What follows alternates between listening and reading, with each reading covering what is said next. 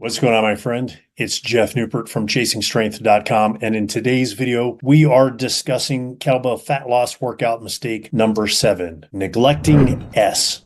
What does the S stand for? Well, we'll get into that in a moment. But first, here in the Northern Hemisphere, it is almost beach or pool season. And that means if you're like many guys, you want to have the confidence to take your shirt off or wear your swim trunks without shame and embarrassment instead of looking like the Michelen Man or shaped like a Christmas tree, right? Which brings us to fat loss mistake number 7 in our series of the top 10 kettlebell fat loss workout mistakes. Now, if you use common wisdom, right, or conventional wisdom, as we like to say, or as it is more commonly or conventionally known, all right, you're going to ramp up your cardio in order to lose body fat, right? That's what most people do. They ramp up their cardio or they increase their conditioning, and that can be a big, big mistake. And that's because research shows us that extra endurance activity can increase cortisol levels. And as we've talked about at length, most people who are 20 to 30 pounds or more, right, overweight, they already have high circulating cortisol levels, which is one of the reasons they can't lose weight, right? They're trapped in a vicious cycle. If you want to know how that cycle works, I'll leave a link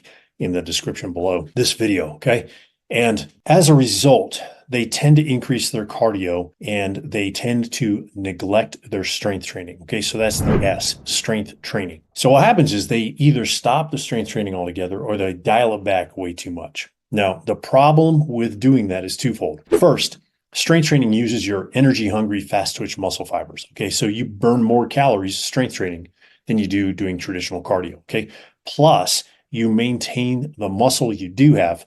And if you're smart about your nutrition and your strength training and you get those two synchronized, you can build even more while in a caloric deficit. So I think it's really important here, just as a side note, that we recall that your muscle is what we call your metabolic machinery. Your muscle plus your organs, those are the things that burn the calories, okay, while you're at work and at rest.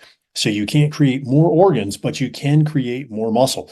And therefore, you can speed up the number of calories you burn at rest, during exercise, and even after exercise if you have more muscle, right? I think that makes pretty good sense. So therefore, that being said, if you don't train for strength, you will lose your strength and most likely muscle tissue as well, right? Especially if you're doing extra cardio. That brings us to point number 2 about extra cardio. More often than not, people who do extra cardio or they throw in, extra HIIT sessions, they become too tired from that extra cardio or the conditioning to do any meaningful strength training, okay? So what happens is you end up skipping it, or you do what I call halfway Herberting it, which at best keeps the strength you have, but more often than not, you don't. You just lose the strength you have a little bit more slowly. But at worst, right, it makes you lose what you worked so hard in the past to gain in the first place, okay? Now, is there any sort of research to support this? Yes. A 2010 Danish study found that those who did 60 minutes of cardio a day burned less fat and lost less weight than those who did 30 minutes of cardio a day. Plus, they were more tired, right? So by contrast, the 30-minute-a-day group had lots of energy.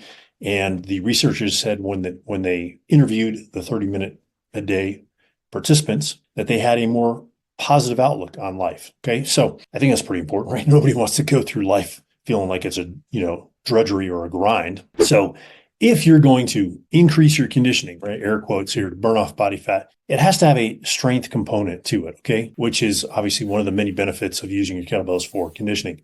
So what does a strength component mean and what does that look like? Well, it must include one or more of the 3 following conditions, or must meet one or more of the 3 following conditions, okay? It must have a high effort. It must have some form of overload, and what most people forget is there must be some form of quality control. So I'll leave a link in the description below for an example program, okay, that includes those 3 conditions, okay, that meets those 3 conditions. So you might be wondering, well, Jeff, how do I or can I combine strength and cardio to speed up my fat loss? And yeah, you absolutely can, and you absolutely should. The simplest, easiest way to do that is to just partition your strength and your conditioning, okay?